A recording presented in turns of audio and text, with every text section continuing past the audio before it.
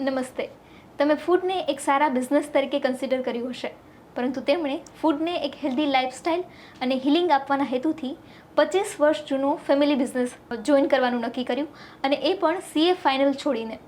હું વાત કરી રહી છું વિરેન દોઢિયાની, જેઓ અમદાવાદમાં હાલ તેમનું ગ્રાઇન્ડ એન્ડ સિપ નામનું કેફે ચલાવી રહ્યા છે. વિરેન દોઢિયા, આપનું સ્વાગત છે.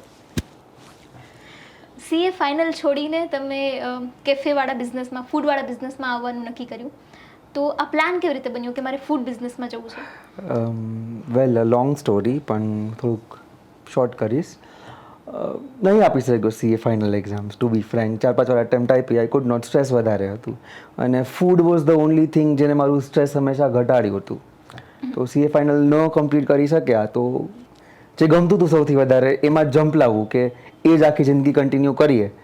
તો I had a word with my dad. તો ડેડે ફેમિલી બિઝનેસમાં મને હા પાડી. સો ત્યારથી હું ડેડ સાથે છું. અમે લોકો કેટરિંગ કરીએ છીએ, એન્ડ ઇવેન્ચ્યુઅલી કેટરિંગને હવે હું કેટરિંગની ક્વોલિટીના ફૂડને હવે હું over the counter cafe, restaurant, ઈટરીમાં પણ લેવા માટે રેડી છું. ઓકે. ફૂડ સાથે તમારું કયું ઇમોશન જોડાયેલું છે? વેલ, મારા માટે ફૂડ હંમેશા જ સ્ટ્રેસ બસ્ટર રહ્યું છે.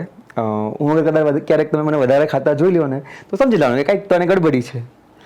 સો યસ, જ્યારે હું જાડો થાવ ત્યારે હું સ્ટ્રેસમાં હોઉં, જ્યારે હું પતલો થાવ ત્યારે મારું મૂડ સારું હોય. છેલ્લા 2-3 મહિનામાં મેં 7 કિલો વજન ઓછું કર્યું છે. I am in a good mood these days. Okay. એ ફૂડ માટે તમારું મોટિવ શું છે, કે કઈ રીતે લોકો ફૂડ સાથે જોડાય? વેલ, ઇન્ડિયામાં ફૂડ હંમેશા જ ઇમ્પોર્ટન્ટ રહ્યું છે. ફેસ્ટિવલ્સ, ઓકેઝન્સ પર લોકો ઇવેન્ટ માણવા કરતાં વધારે ત્યાં જમવામાં શું હશે, ત્યાં જમવામાં કઈ વેરાયટીઓ હશે, એના પર ફોકસ હંમેશા જ વધારે રહ્યું છે. કોઈના બી વેડિંગ હોય તો વેડિંગ તો ચાલતું રહેતું હોય, પણ તમે જો કેટરિંગ હોય, જમવાનું ચાલુ થયું હોય, તો લોકો લગન ફંક્શન્સ મૂકીને એ તરત ભાગીને જમવામાં ઇન્ટરેસ્ટેડ હોય છે. વચ્ચે એક મારા ફ્રેન્ડ આવ્યા હતા મને મળવા માટે. એ ઇવેન્ટ્સનું કરે છે. તો એમાં જ એમને મસ્તીમાં કંઈક કીધું મને કે અમે કોઈ બી ઇવેન્ટ કરીએ ને, તો માની લો કે ઇવેન્ટના જેટલા પૈસા આવવાના છે એ એક કેક છે, તો કેકનો સૌથી મોટો સ્લાઇસ કેટરિંગવાળાનો જ હોય કે ફૂડવાળાનો જ હોય. તો ગમે ઇવેન્ટ છે, લોકો ભેગા થાય છે, તો અગર એ 2-3 કલાકથી વધારે ટાઈમ ભેગા સ્પેન્ડ કરે છે ગમે ત્યાં બી, તો ખાવા પીવાનું એક બાય ડિફોલ્ટ એક એમાં અંદરનું એક ઇન્ટિગ્રલ પાર્ટ જ છે, અને ફૂડ જરૂરી જ છે. તો મારું માનવું એમ છે કે ફૂડ સારું હોય તો ઇવેન્ટ સારું જાય, ફૂડ ખરાબ હોય તો લોકો, મેં ઇવન ઘણીવાર કેટરિંગમાં એ બી લોકો નોટિસ કર્યું છે કે બધે જ બધું બરાબર દીધું હોય ને, તો બી લોકો ટિપ્પણી કરે કે છાશ ખાટી હતી. બરાબર.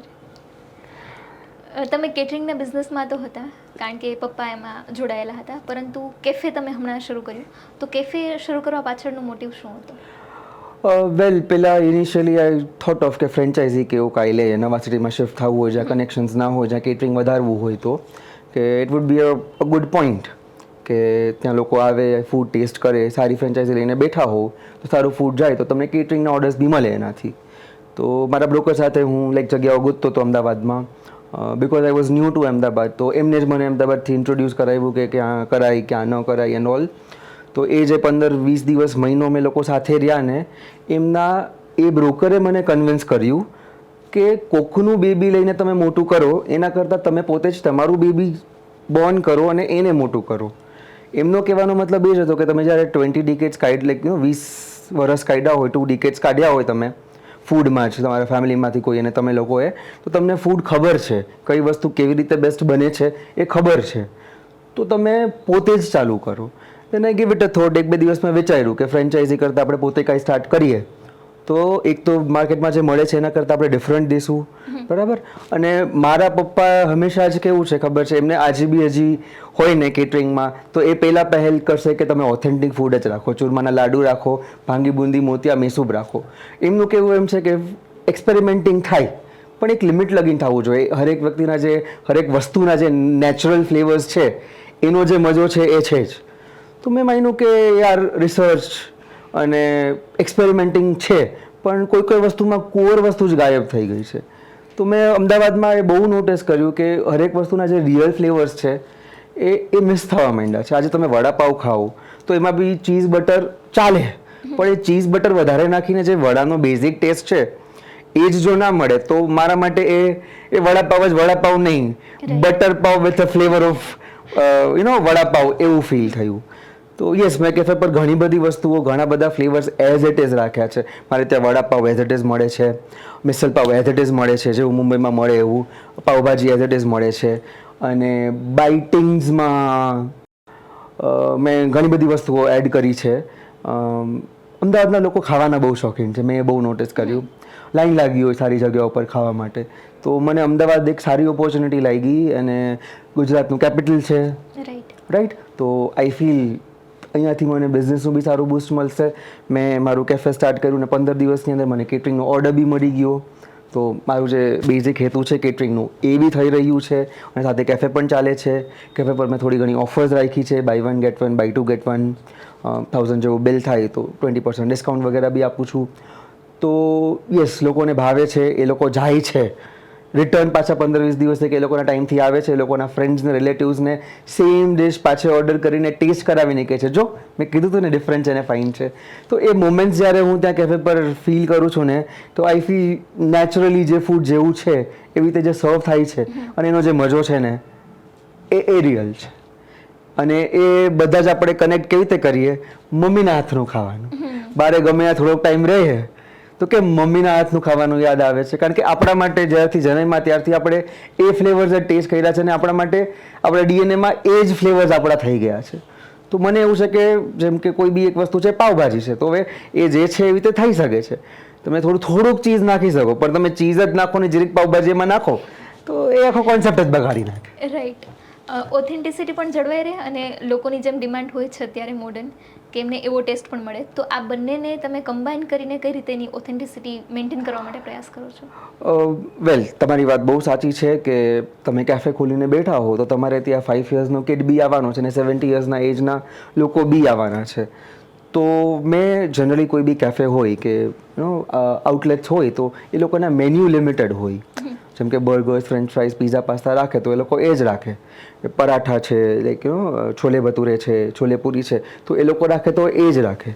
પણ મેં મારા આગળ મોર દેન 20 હેડ્સ છે, હરેક હેડમાં 5-7 વેરાયટીઓ મિનિમમ છે. તો 5 યર્સથી લઈને 70 યર્સના તીખું, મીડિયમ, મોરું, સ્પાઇસી, સ્વીટ, ટેંગી, તમારી જે બી ઈચ્છા હશે એ ટાઈપનું ફ્લેવર્સ, એ ટાઈપના ટેસ્ટવાળી વસ્તુઓ મારા પાસે છે. કેફે માટે મેન્યુ કઈ રીતે ડિસાઈડ કર્યું હતું તમે?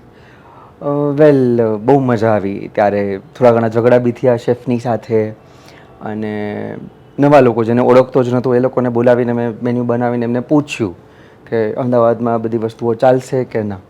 બહુ મસ્ત સ્ટેટમેન્ટ હતો, મને બહુ સાંભળીને મજા આવી. અને આઈ રિયલાઇઝ પછી કે મેં એ જોયું બી છે કે અમદાવાદીઓ ખાવા માટે જ જીવે છે. જે છે એવું આપશો તો એ ખાઈ લેશે, ને કાંઈક મિક્સ કરીને આપશો તો બી એ લોકો ટેસ્ટ કરશે, ભાવશે તો તમને આસમાને ચડાવી દેશે.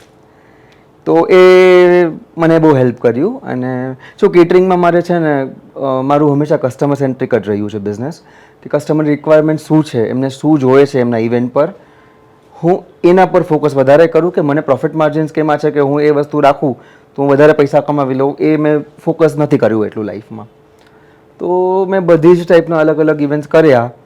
તો બધું જ ફૂડ અમે લોકોએ બનાવ્યું છે, બધું જ ફૂડની વેરાયટીઝ કરી છે. હવે કેફે માટે થોડુંક થતું હતું કે આ રખાય, આ ન રખાય, આ રખાય, આ ન રખાય. પણ લોંગ રન પર તમે જોઉં ને કે એ લોકો જ ટક્યા છે જે લોકોએ કસ્ટમર્સની રિક્વાયરમેન્ટ્સ પૂરી કરી છે. સો એઝ ઓફ મુમેન્ટ મારા પાસે યુએસપી નથી. જનરલી કોઈ બી હોય ને, જેમ કે કોઈ એક બ્રાન્ડ હોય તો એ આ જ વસ્તુ વેચતી હોય, કોઈ એક બ્રાન્ડ હોય તો એ આ જ વસ્તુ વેચતી હોય. મારે બ્રાન્ડ સ્પેસિફિક કરતાં ક્વોલિટી સ્પેસિફિક થવામાં વધારે ઇન્ટરેસ્ટ છે. તો હું વધારે વસ્તુઓ સર્વ કરીશ, પણ જે જેવી છે એવી જ સર્વ કરીશ. અને એક બેઝ ટેસ્ટ જે છે એ બેઝ ટેસ્ટને હું મૂકીશ નહીં જરાય. તો એ ધ્યાનમાં રાખ્યું તો મને ખબર પડી કે તો ઉલટાનું ઇઝી છે કરવું. એન્ડ જસ્ટ બસ ધીમે ધીમે મેન્યુ બની ગયું. તમે તમારા રીતે બેસ્ટ આપ્યું હોય, ઓથેન્ટિક આપ્યું હોય, અને કદાચ કસ્ટમરના રિવ્યૂઝ અલગ હોય, એવું કંઈ થયું છે? વેલ, ફૂડ ઇઝ ઓલવેઝ સબ્જેક્ટિવ. તમને ખાટું ભાવતું હોય, મને તીખું ભાવતું હોય, કોઈને મીઠું ભાવતું હોય. તો હા, એવું બની શકે કે કોઈનો ટેસ્ટ અલગ હોય અને એમને કોઈ અલગ ફ્લેવર મળ્યા હોય. પણ સ્વાભાવિક છે, કદાચ ગુસ્સો કરે કે કદાચ ન ગમે એમને, કે નેક્સ્ટ ટાઈમ આવવામાં વિચારે. પણ એ 2-5% પીપલ તો હરેક ઇન્ડસ્ટ્રીમાં એવી રીતે મળવાના જ છે. હા, જે લોકો પોતે ક્લિયર છે લાઈફમાં કે એમને કયા ટેસ્ટ ભાવે છે, શું છે, એ તો એક્ઝેક્ટ મળી જશે. અપાર્ટ ફ્રોમ દેટ અમે કસ્ટમર સેન્ટ્રિક રહ્યા જ છે, હજી કસ્ટમર સેન્ટ્રિક જ છે. કસ્ટમરે કોઈ બી વસ્તુમાં કાંઈ બી ચેન્જીસ જોઈએ છે તો એ કરવા હું આજે પણ રેડી છું.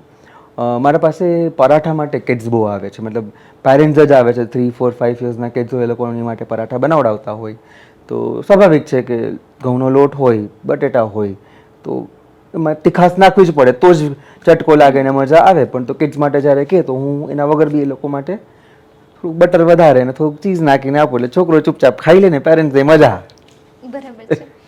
તમે શું ઈચ્છો છો કે જ્યારે કોઈ તમારું કેફે છોડીને જાય ત્યારે એમને કેવું ફીલ થવું જોઈએ, ફૂડ માટે પણ અને ત્યાંનું જે એમ્બિયન્સ છે એના માટે પણ?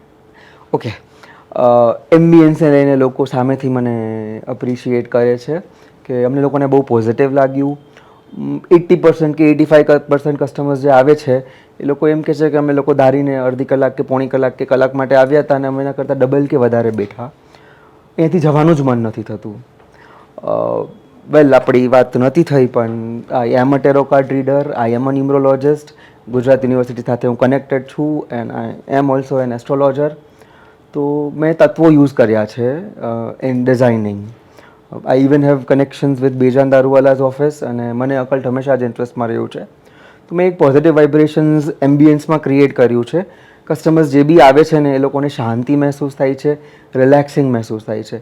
આજકાલની લાઈફસ્ટાઈલ, ઘરના પ્રોબ્લેમ્સ, લાઈફના પ્રોબ્લેમ્સ, ફાઇનાન્શિયલ પ્રોબ્લેમ્સ, લોકો ઓમ બી સ્ટ્રેસમાં જ છે. મારે ત્યાં વિઝિટ કરીને લોકોને શાંતિ મહેસૂસ થાય છે, સુકૂન મહેસૂસ થાય છે, લોકોનું બ્લડ પ્રેશર ઘટી જાય છે, પલ્સ લો થઈ જાય છે, રિલેક્સ થાય છે. અને ફૂડ જમી લીધા પછી પણ એ લોકોને ઊભું થઈને જવાનું મન નથી હોતું. જે સેટ દે રિલેક્સ. હેલ્ધી ફૂડ ઘણા લોકો બનાવતા હોય છે, પણ તમે કીધું કે તમારું ફૂડ હિલિંગ પણ કરે છે, તો હિલિંગ કઈ રીતે કરે છે? Healing, yes. હિલિંગ પર આવીએ આપણે તો રૂટ પર જવું જોઈએ. આપણું ફૂડ છે, ઇન્ડિયન ફૂડ જે છે, ઇન્ડિયન ફૂડમાં આપણા વેદોમાં બી ઘણી બધી વસ્તુના ઘણા બધા ડિસ્ક્રિપ્શન્સ આપેલા છે. આઈ એમ સોરી, મને એની ડિટેલ્સ તો નથી ખબર, પણ મેં ઘરે જેટલી પણ સમજી છે, મારા પેરેન્ટ્સ આગળ, મારા દાદા દાદી, નાના નાની, એ લોકો પાસે જે સમજ્યું છે તો એ આપણને બધાને જ લગભગ ખબર છે. જેમ કે આપણને શરદી ઉધરસ થયા હોય તો મમ્મા ઘરે હલ્દી આપે આપણને દૂધમાં કે એમને એમ કે એવી રીતે, રાઈટ? શરદી થઈ છે તો આપણે આઈસ્ક્રીમ ખાવાનું અવોઇડ કરવાનું હોય. તો આ બેઝિક વસ્તુઓ જ છે. શાસ્ત્રમાં બી પહેલાં આ જ બધી વસ્તુઓ બેઝિક રીતે લખેલી હતી. તો એ જ બધા એલિમેન્ટ્સ મેં કુકિંગમાં યુઝ કર્યા છે. જેમ કે જો આજકાલ તમે જો તો ઘણા બધા લોકોને ગેસનો પ્રોબ્લેમ બહુ વધી ગયો છે, ખાસ કરીને 40+, 50+ના લોકોને, ગુજરાતીઓમાં સ્પેશિયલી. તો એના માટે મારું એક જણ સાથે વાત બી થઈ હતી ડિટેલમાં, ફૂડ સાયન્ટિસ્ટ સાથે, કે એવું કેમ છે કે બધાના ડાયજેશન કે બધાના પેટ જ એવા હવે વીક થઈ ગયા છે વર્ષો પહેલાં કરતાં ને હમણાં 100 યર્સમાં. તો એમને એમ કીધું કે ના, એ નથી.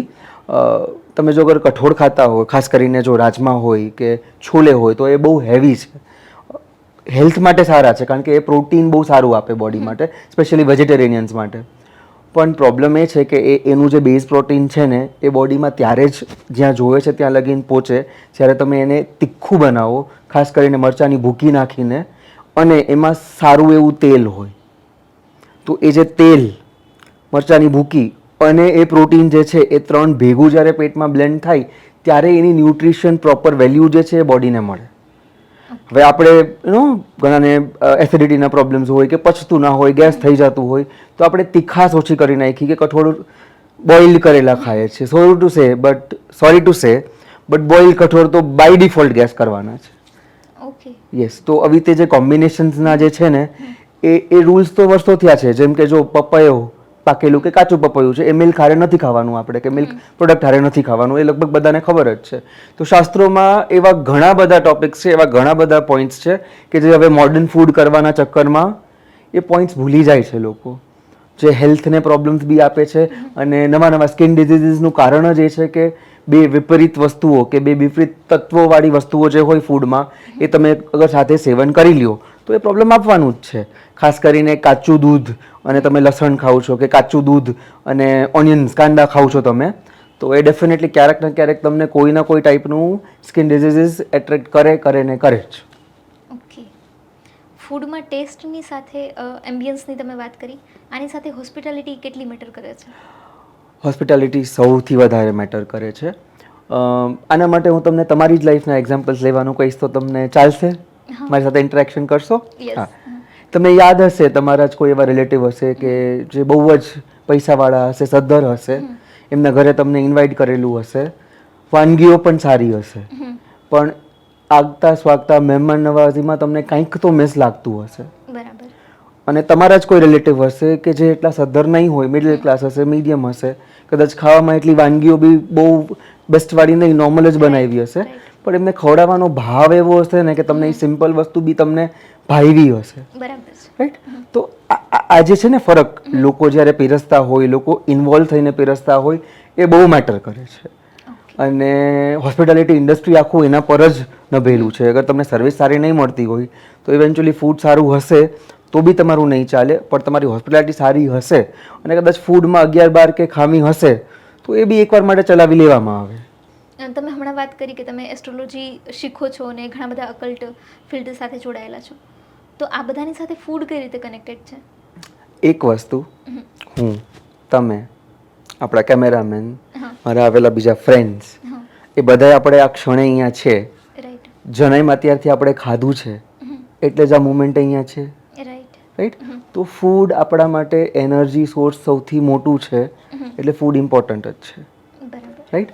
અને પેરેન્ટ્સ કહેતા હતા, મને હજી એ સંભળાય છે કે જેવો અન્ન એવો ઓડકાર.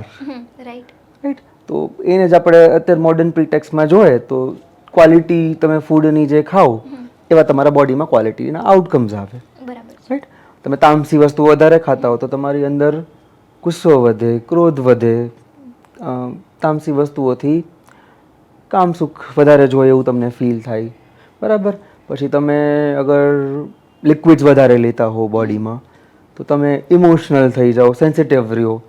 આ બધા બેઝિક નોર્મ્સ છે, એ આપણે ભૂલી રહ્યા છે મોડર્ન પ્રિટેક્સમાં.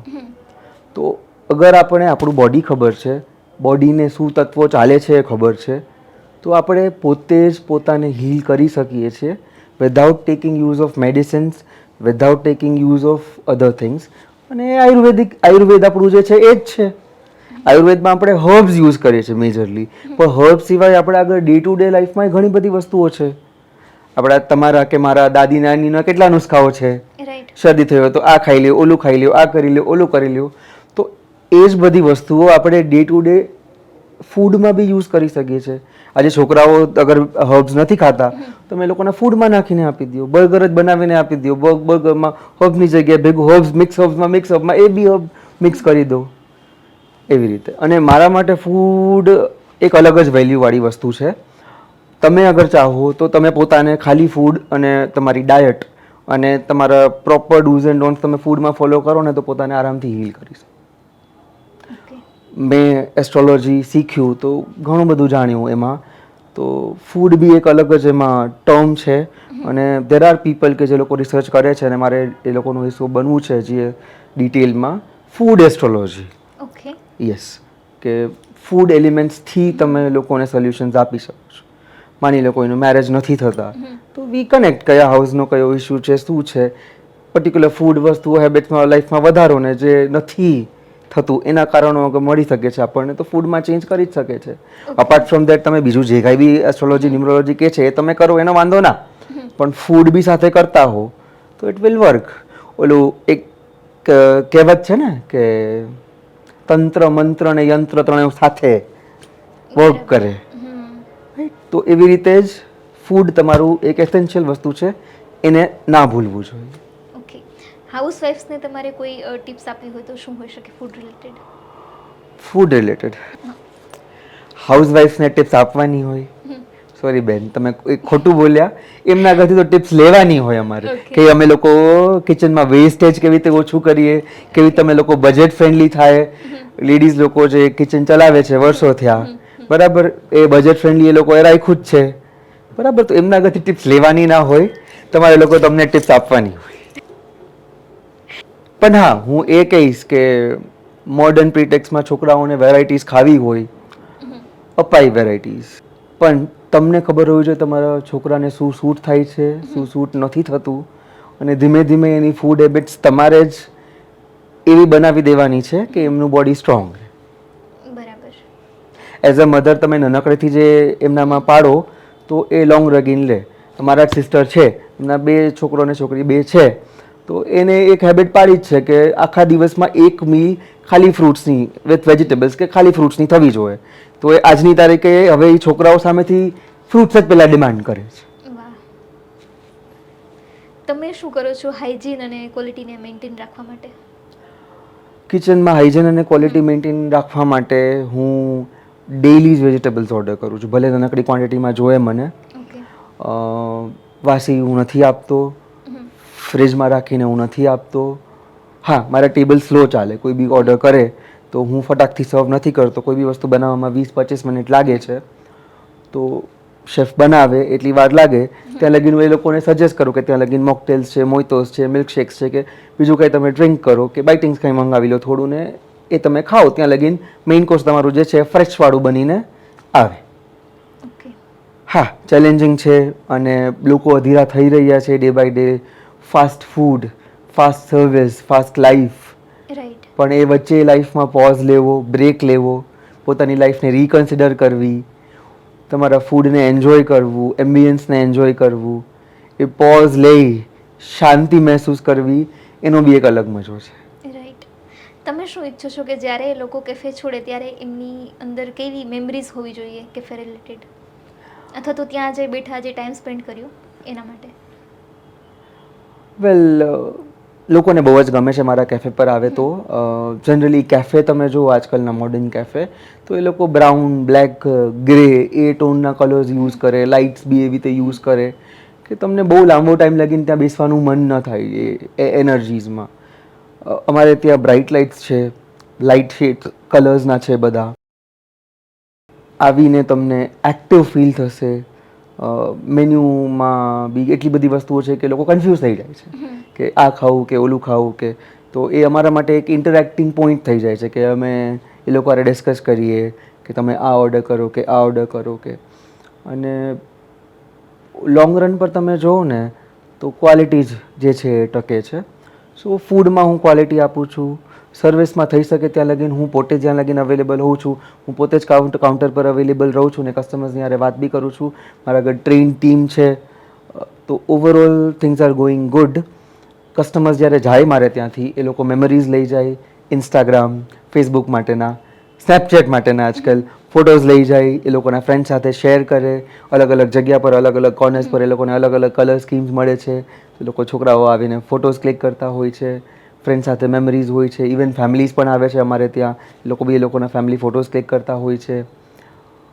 દે શેર બીજા સાથે. મારે ત્યાં ઘણા એવા બી લોકો છે કે મારા કોઈ ફ્રેન્ડ કે રિલેટિવ આવીને ગયા હતા, એમણે મને ખાસ અહીંયા આવવાનું કીધું છે, તો એવી રીતે બી કસ્ટમર્સ અમારે ત્યાં આવે છે. એન્ડ મારું લોકેશન જે છે આ સિંધુ ભવન પર છે, બોડકદેવ પકવાન ક્રોસ રોડ પર. તો ત્યાં કોર્પોરેટ ઓફિસીસ બી ઘણી બધી છે, તો ત્યાં વોકિંગ કે આજુબાજુની ઓફિસીસમાં વર્ક કરે છે એ લોકો બી લંચ ટાઈમે બી આવે છે, ઇવનિંગ ટી ટાઈમે કે સ્નેક માટે બી આવે છે. પછી કોર્પોરેટ્સમાં ઘણાની મીટિંગ્સ હોય આસપાસ, કે ઘણા લોકો તો ઘરેથી કામ કરતા હોય તો એ લોકો પાસે ઓફિસ બી ના હોય, તો મારું કેફે અવેલેબલ જ છે. યસ, મારું કેફે અવેલેબલ જ છે. તમે તમારા મીટિંગ્સ, તમારી જે બી ડિસ્કશન્સ કે જે કંઈ છે એ રેગ્યુલરલી અમારે ત્યાં થતા હોય છે. ઉલટાનું તમને એ 2-3 ઇન્સિડન્સીસ કહું ને કે એ લોકો આવ્યા હતા એ લોકોની મીટિંગ્સ વગેરે કરવા માટે, તો એ ઇન્ટરેક્શન્સમાં મેં બી થોડું ઘણું કાંઈ શેર કર્યું, તો હવે એ ટેબલ જ આખું એ લોકો બધા મારા ફ્રેન્ડ્સ થઈ ગયા છે. અને એમાંથી ઘણા લોકો તો મારી સાથે પાર્ટનરશિપ કે એવું કંઈ કરીને મારા બિઝનેસને જે આગળ વધારવા માટે they are like let's start up something with ભેગા મળીને કંઈ કામ કરીએ એવું કંઈ. સો થિંગ્સ આર વેરી ગુડ. અત્યારે તો જનરલી લોકો ફૂડ ઓર્ડર કરતા હોય છે, તો તમારા કેફે પર આવીને ડાઇનિંગ કેમ કરવું જોઈએ, તેની કઈ અલગ મજા છે? ઓકે, સી ઘરે બી લોકો ઓર્ડર કરે, નથિંગ રોંગ ઇન દેટ. અમારે ત્યાં બી સ્વિગી છે, ઝોમેટો છે, ઓર્ડર્સ બી થાય છે. ઘરના ઓર્ડર્સમાં તમે તમારી ઓરામાં જુઓ ને મારું ફૂડ આવે. મારે અહીંયા તમે મારી ઓરામાં આવો, મારા એરિયામાં આવો અને મારું ફૂડ તમે લ્યો તો તમને બ્રેક મળે. તમે તમારા જ ઘરમાં હો કે તમારા જ નોન જગ્યાએ હો તો તમારા માટે રૂટીન છે. પણ તમે મારે ત્યાં આવો, મારે ત્યાંનું ફૂડ ટેસ્ટ કરો, મારે ત્યાંનું મ્યુઝિક સાંભળો, મારી સાથે ઇન્ટરેક્શન કરો, તો એ તમારા માટે એક એક્સપિરિયન્સ થઈ જાય. અને એ એક્સપિરિયન્સ કદાચ તમે કોઈ સાથે શેર કરો, પણ ઓન ધ અધર એન્ડ તમે જો સ્વિગી ઝોમેટોમાં ફૂડ ઓર્ડર કર્યું તો તમે ખાલી ફૂડની જ તારીફ કરવાના છો. એમાં મારી હોસ્પિટાલિટી એટલી નહીં દેખાય. તો કે તમને મને જ ફીલ કરવો છે કે મારું એમ્બિયન્સ ને ધ કલેક્ટિવલી હું શું છું અને મારું વર્ક શું છે એ જો ફીલ કરવું હોય તો તમારે મારી લોકેશન પર મારે ત્યાં આવવું જ જોઈએ છે. હું બધા જ લોકોને ઇન્વાઇટ કરું છું. પ્લીઝ એકવાર વિઝિટ લેજો. Do come. તમને સાચે જ ડિફરન્ટ ફીલ થશે. તમારા માટે ફૂડ શું છે, આર્ટ કે સાયન્સ? વેલ, મારા માટે ફૂડ, અગર મેં આ બિઝનેસ ખોલીને બેઠો છું તો ના તો એ આર્ટ છે ના તો એ સાયન્સ છે, પ્યોરલી કોમર્સ છે. ઓકે. ના હું મસ્તી કરું છું. એ નથી. મારા માટે food has always bin N art. હું મુંબઈ હતો, સ્ટડીઝ મેં મુંબઈ કર્યું, પછી હું એકલો રહેતો હતો મુંબઈ, જોબ કરતો હતો ત્યારે. તો થોડોક ટાઈમ બહાર ખાધું, પછી લાઈક ના હવે પોતે જ બનાવે. મારી જર્ની ત્યાંથી સ્ટાર્ટ થઈ. મેં કાચું ખાધું છે, ઓવરકુકડ ખાધું છે, કુકરના ઢાંકણા ઓઢ્યા છે મારા, બાયરું છે ફૂડ મેં. અને everything is a learning process. તમે પડો નહીં, તૂટો ફૂટો નહીં તો તમે સાયકલ નથી શીખા. એવી જ રીતે ફૂડ એ તમે ફૂડને જ તમે શીખી શકો છો. ફૂડ બગાડીને બી તમે શીખી શકો છો. તો એવી રીતે મારી જર્ની સ્ટાર્ટ થઈને ધીમે ધીમે મારો હાથ બેસી ગયો. એન્ડ પછી મેં ઇવન ડેડની જે બેઝિક રેસિપીઝ હતી એમાં મેં મારા શેફ જે પપ્પાના હોય એમની સાથે મળીને મેં મારા વેરિએશન્સ આપ્યા. ઇનિશિયલી ડેડને ઇશ્યુઝ હતા કે ના હું નહીં ચાલે, કસ્ટમર્સ એક્સેપ્ટ કરશે કે નહીં. પણ ધીમે ધીમે એમને બી જોયું કે ના કસ્ટમર્સને ગમે છે. એક વાવ અને ડિફરન્ટ ફેક્ટર લાગે છે જે બીજા બધા સર્વ કરે છે એમાંથી, ટેસ્ટમાં અને ઓવરઓલ પેલેમાં. તો ધીમે ધીમે મારા જેટલા બી એક્સપેરિમેન્ટ્સ હતા એ વર્ક કરે છે. આજે અગર મારા કસ્ટમર્સ કોઈ બી બિરયાની માંગે છે તો મારી બિરયાનીમાં તમને બધા જ વેજીટેબલ્સ બી મળશે, પનીરના બી પીસીસ મળશે અને ચીઝના બી પીસીસ મળશે. Okay. This is how I સર્વ. ફૂડ બનાવવા માટેની ઇન્સ્પિરેશન કઈ રીતે મળી? મતલબ તમે ઓર્ડર પણ કરી શકતા હતા બહાર હતા ત્યારે, પણ જાતે બનાવવું છે એવી ઇન્સ્પિરેશન કેવી રીતે મળી? મમ્મીના હાથનું ખાવાનું એ મેં હંમેશા જ મિસ કર્યું. અને હરેકના ઘરનો જે વઘાર હોય ને એ અલગ જ હોય. તમે બી નોટિસ કર્યું હશે, જોઈન્ટ ફેમિલીમાં રહ્યા હો કદાચ નહીં તો બી તમારા મમ્મીના હાથનો વઘાર અલગ હશે, તમારા કાકીના હાથનો વઘાર અલગ હશે, મોટા મમ્મીના હાથનો વઘાર અલગ હશે. કદાચ તમને ખબર બી ના હોય કોને બનાવ્યું છે, પણ તમે ખાઈને બી કહી શકશો કે આ મમ્મીનો નથી કે આ આનો છે. રાઈટ? તો એક્ઝેક્ટલી હરેક વ્યક્તિ જ્યારે કૂક કરતું હોય ને ત્યારે એની એનર્જી એમાં પૂરવે છે. એનું સ્ટેટ ઓફ માઇન્ડ શું છે, એ ઇમોશનલી બેલેન્સ છે કે નહીં, એ બધું જ એમાં પૂરવાય છે. તો જનરલી મને મારું શેફ રાખવું કે કોઈ પર્સન કૂક કરતું હોય ને એનું મેન્ટલ સ્ટેટસ, એની ફાઇનાન્શિયલ સ્ટેબિલિટી, એ બધી જ વસ્તુ કન્સિડર કરીને હું કામ પર વ્યક્તિને રાખું છું. એ વ્યક્તિ જ્યારે કામ કરે છે, કૂક કરે છે, કોઈ બી વ્યક્તિ કૂક કરે છે તો એના ડીપ ઓફ ધ માઇન્ડ ઘણી બધી વસ્તુઓ ચાલતી હોય. તો એ અગર પોઝિટિવ હશે તો ઓવરઓલ ફૂડનું આઉટકમ પોઝિટિવ આવશે, અને ઓવરઓલ અગર જો એ નેગેટિવ હશે તો ફૂડનું આઉટકમ નેગેટિવ આવશે. તો તમે પોઝિટિવ હશો તો તમે સારું જમવાનું બનાવી શકશો. તમે નેગેટિવ હશો તો તમને લાગશે કે તમે સારું બનાવ્યું છે, પણ અગર કોઈ ખાશે ને એ ફૂડ તો એમને કદાચ એમાંથી ઓરા કે એનર્જી નહીં મળી હોય ને તો એમને એટલું રિલેટિવલી નહીં ગમે જો એક પોઝિટિવ વ્યક્તિ બનાવતો હશે. અને હું મારા લાઈક શેફને કે શું શેફને એ લોકોને હું પોતે અશ્યોર કરું છું કે એ લોકો દિવસમાં થઈ શકે થોડોક ટાઈમ મેડિટેશન, પ્રાણાયામ, યોગા કે મેન્ટલી શાંત અને સ્ટેબલ રહી શકે ને એવી એક્ટિવિટીઝ એ લોકો કરે તો એ લોકોનું ફૂડ આઉટકમ વધારે સારું આવે. ઓકે. ફૂડ બિઝનેસમાં લોકો એવું વિચારતા હોય છે કે ઇઝી મની છે, એવું છે? ફૂડ બિઝનેસમાં ઇઝી મની છે, પણ તમે અગર જો ફ્રોઝન ફૂડ યુઝ કરતા હો, રેડીમેડ વસ્તુઓ યુઝ કરતા હો તો છે. પણ મેં બહુ નોટિસ કર્યું છે કે જેટલું સક્સેસ જેને જેટલું જલ્દી મળે છે ને એ એટલું જલ્દી માર્કેટમાંથી ગાયબ બી થઈ જાય છે, સ્પેશિયલી ફૂડ ઇન્ડસ્ટ્રીમાં. સો તમે ફૂડ ઇન્ડસ્ટ્રીને જેટલું સ્લો એન્ડ સ્ટેડી ગણશો, ધીમે ધીમે ડગલે પગલે વોટ ઇફ બધું જાણીને આગળ વધો તો એ ડ્યુરેશનમાં તમારું માર્કેટમાં નામ બી થઈ જાય અને તમને બી આઈડિયા આવી જાય કે બેકએન્ડમાં તમારાથી મિસ્ટેક્સ ક્યાં થઈ રહી છે ઇમ્પ્રુવમેન્ટના સ્પેસ બી હોય. અને હવે તો કેવું છે ખબર છે બેન, માર્કેટ બહુ ચેન્જિંગ છે. તમારે જેમ ફેશનમાં કેવું છે 6 મહિનામાં નવા કપડાં આવી જાય, તો ફૂડમાં હર 6 મહિને ટ્રેન્ડ બદલાય છે. બરાબર. આજકાલનો જેન્ઝીસનો ટ્રેન્ડ છે ને, એ લોકોને જાપાનીઝ ને કોરિયન ફૂડ જોવે છે, કદાચ 6 મહિના પછી નવું કાંઈ જોશે. રાઈટ. તો ફૂડ ટ્રેન્ડ્સની સાથે ચાલવું પણ ઇક્વલી જરૂરી છે. તો એના માટે એક્સપેરિમેન્ટિંગ કિચનમાં થતું રહેવું પણ જરૂરી છે. ઓકે. તો અર્નિંગ હારે જોડાયેલું છે. શીખતા રહો અને પૈસા કમાતા રહો. બરાબર છે. તમને કેટલા ચેલેન્જીસ નડ્યા હતા ફૂડ ઇન્ડસ્ટ્રીમાં આવ્યા ત્યારે? ચેલેન્જીસ તો હજી છે, પહેલાં બી હતા અને હંમેશા રહેવાના છે. પણ ચેલેન્જીસ કરતાં પણ મેં વધારે હંમેશા ઇમ્પોર્ટન્ટ અને પ્રાયોરિટી કસ્ટમર સેટિસ્ફેક્શનને આપી છે.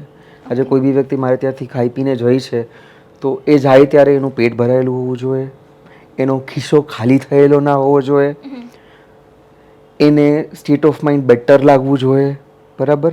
અને એને એવું ફીલ થવું જોઈએ કે કદાચ બારે કોઈને મળે ને તો એ કોઈને કોઈને રિકમેન્ડ કરે કે તમે ત્યાં જાઓ, ત્યાં ફૂડ સારું છે, ત્યાં એમ્બિયન્સ સારું છે. અને એ બધાથી બી ઉપર, મારાથી ન કહેવાય પણ ત્યાંના લોકો વધારે સારા છે. Okay, great. એવું ફૂડ કે જે તમને હેલ્ધી પણ રાખે અને હીલ પણ કરે, આવો ઓપ્શન હવે અમદાવાદમાં અવેલેબલ છે. ગ્રાઇન્ડ એન્ડ સીપ પર તમે જઈ શકો છો. હું તો જવાની જ છું. અને સ્પેશિયલી હું કહીશ કે તમે વિરેનભાઈને મળો અને એમની ફૂડ ફિલોસોફી વિશે જાણો, કારણ કે એમને જાણવાની અને એમને મળવાની પણ ખૂબ જ મજા આવશે.